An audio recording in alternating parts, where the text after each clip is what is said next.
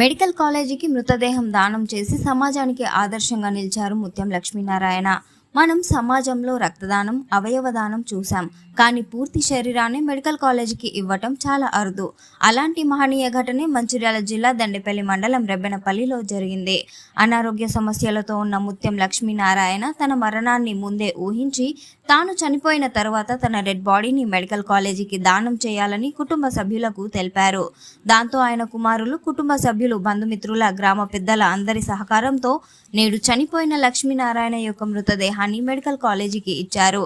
ఈ సందర్భంగా వారి కుమారుడు మాట్లాడుతూ, కాలేజీ రావును స్ఫూర్తిగా తీసుకొని ఈరోజు మా నాన్నగారి కోరిక మేరకు ఆయన బాడీని మెడికల్ కళాశాల విద్యార్థుల అవసరార్థం దానం చేయడం జరిగిందని, వారి ఆత్మకు శాంతి చేకూరాలని ప్రార్థించారు. లక్ష్మీనారాయణ రెబ్బెనపల్లి గ్రామంలో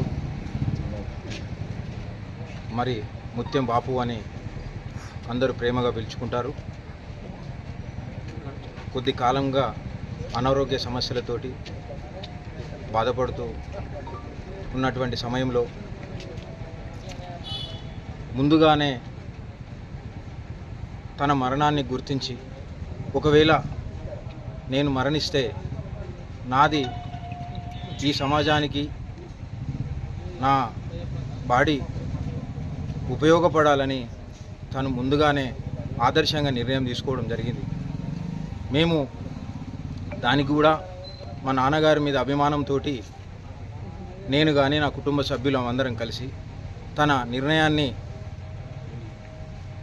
శిరస వహిస్తూ అభినందనలు తెలుపుకుంటూ ఈరోజు తన అకాల మరణానికి మేమందరం చింతిస్తూనే ఇలాంటి నిర్ణయం తీసుకున్నందుకు మా నాన్నగారికి, ముఖ్యంగా తన ఆత్మ ఎక్కడున్నా శాంతించాలని ఆ దేవుణ్ణి ప్రార్థిస్తూ,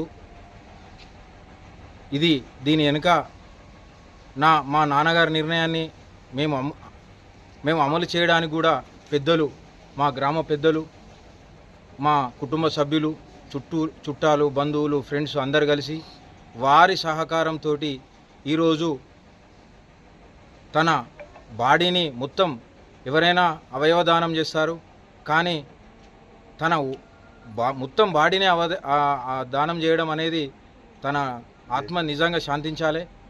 కొంతమంది ఈ మధ్యలో ఇది అంతకుముందు వరంగల్లో కాళోజీ నారాయణ గారు ముందుగా మన ప్రాంతంలో మనకు తెలిసినటువంటి ముత్యం లక్ష్మీనారాయణ మా అన్నయ్య గారు అబ్బాయి,